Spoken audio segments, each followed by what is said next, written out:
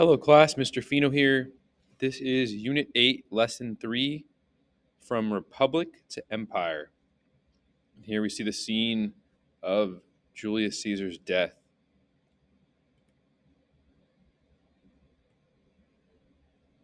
All right, so in this lesson, we will learn the benefits and costs of Roman expansion. Roman expansion meaning the growth of the Roman Empire in land, right? The army taking over new territory. So the good things that are associated with it, as well as the bad things. Our first question is, how did Rome conquer all of the Italian peninsula? So Rome conquered the entire Italian peninsula from 509 BCE to 264 BCE. So, about 240, 250 years. Um, so after overthrowing the Etruscan king, the Romans signed a treaty with the Latins in 493 BCE. So this is something we learned about in the previous section. In terms of them overthrowing the Etruscan king, you can see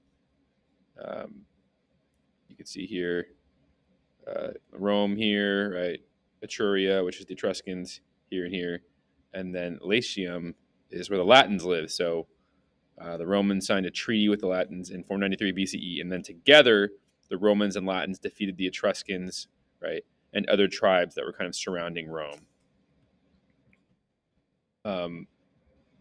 So in 390 BCE, the Gauls, who were a warlike people from France, destroyed the city of Rome. They completely destroyed it.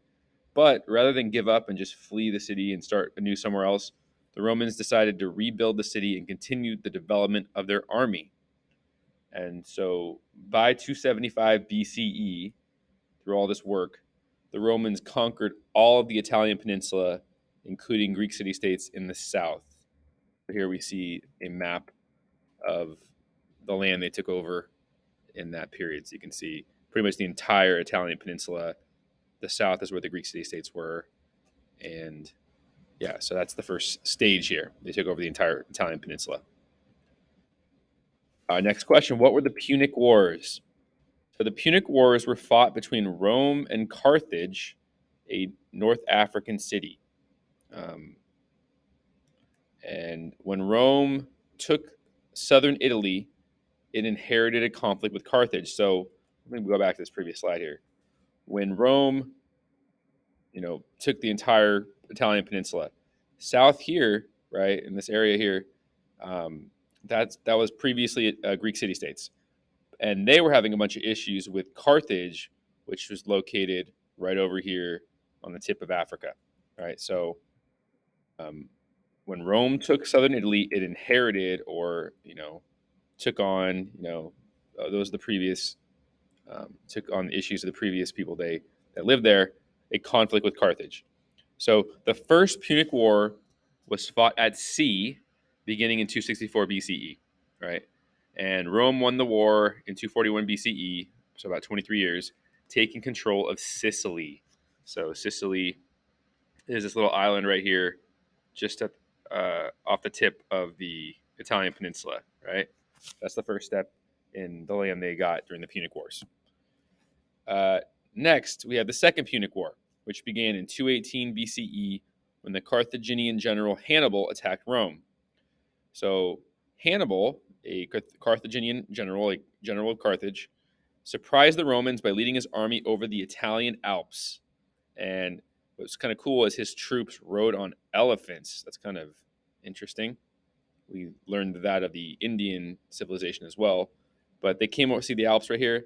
They would have come over, from Spain here and then crossed the Alps into Rome.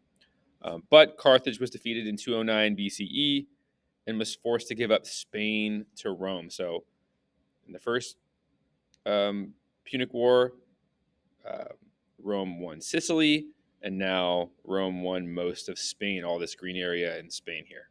Okay? And then the Third Punic War was encouraged by the Roman senator Cato, who demanded the complete destruction of Carthage. So in 146 BCE, Rome burned Carthage to the ground, and after this victory, Rome now controlled North Africa. So here's Carthage here. Now they had this, they had a bunch of islands here. So you can see the green is all the land they added during the Punic Wars. Also, Macedonia and Greece as well. All right, so what were the challenges in managing a growing Roman Republic? The land was getting so massive. What were the challenges?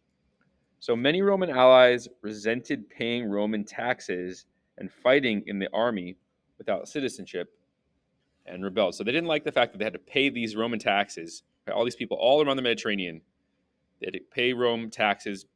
They had to fight in their army, and they weren't granted citizenship, and that made them mad.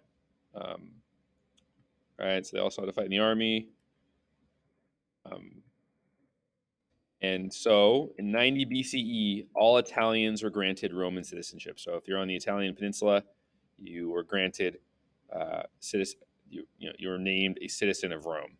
Okay, but here we see tax collector here, people paying taxes.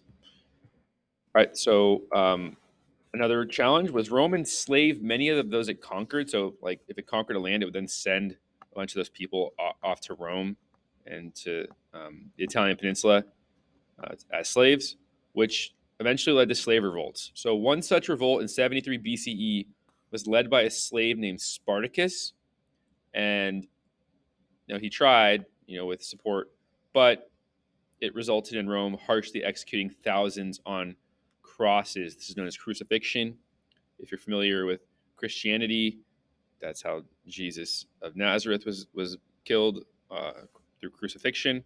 So Spartacus and his followers were crucified. Some more challenges?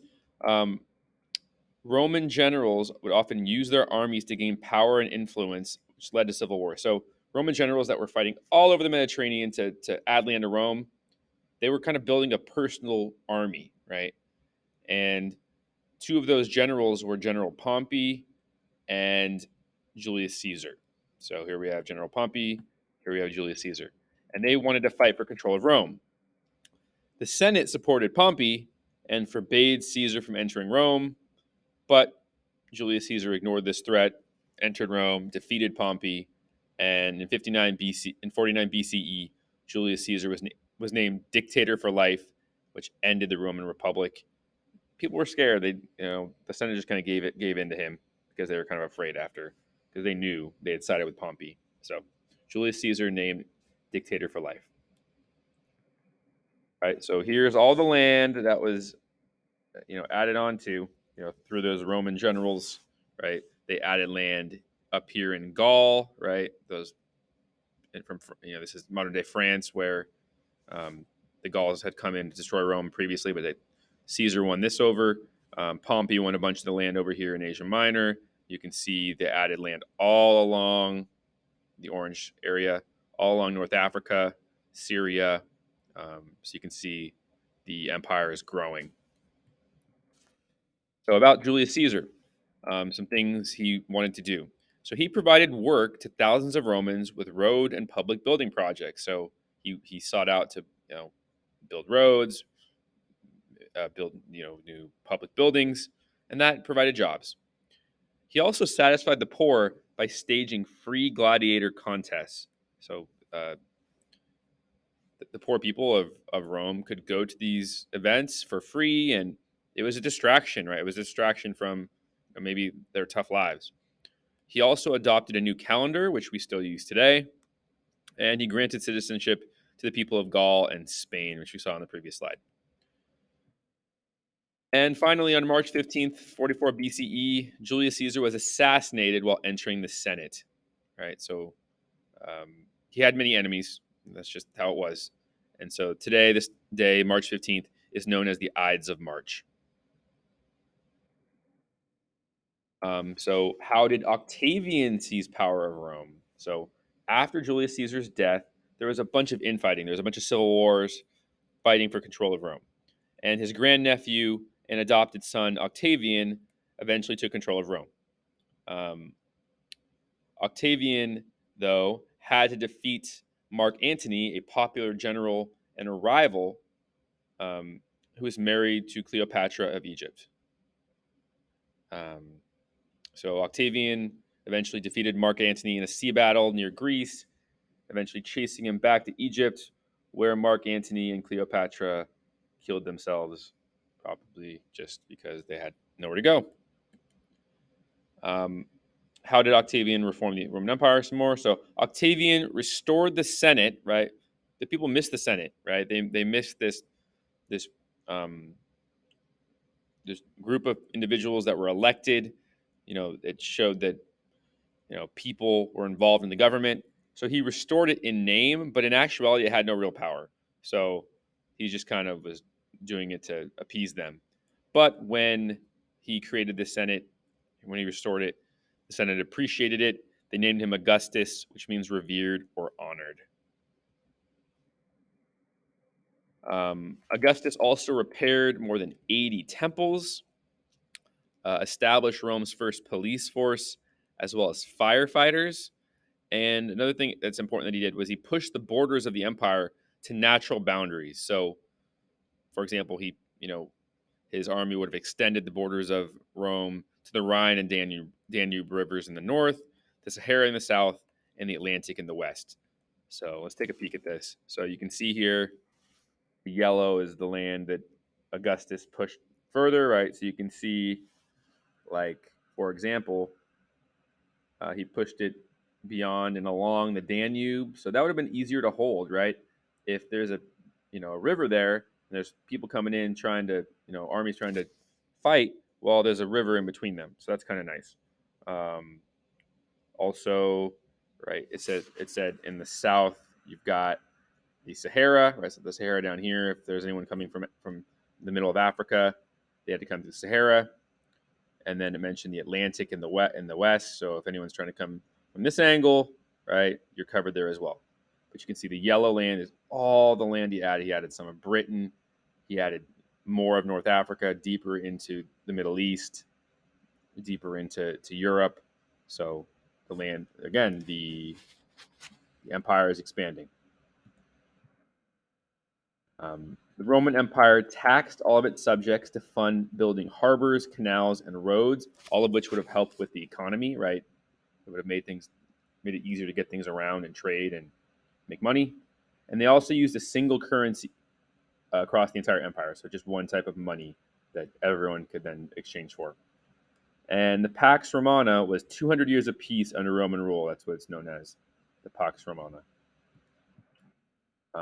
But what were some of the Roman Empire's problems? So Augustus, he did try to reform morals a little too harshly by harshly punishing unfaithful husbands and wives. He established the Praetorian Guard as his own private army to defend him and his family. But over time, the guard would get more corrupt and would even plot assassination attempts on future emperors. So it got more and more corrupt over time. All right, so in this lesson, we learned the benefits and costs of the Roman expansion. Thank you.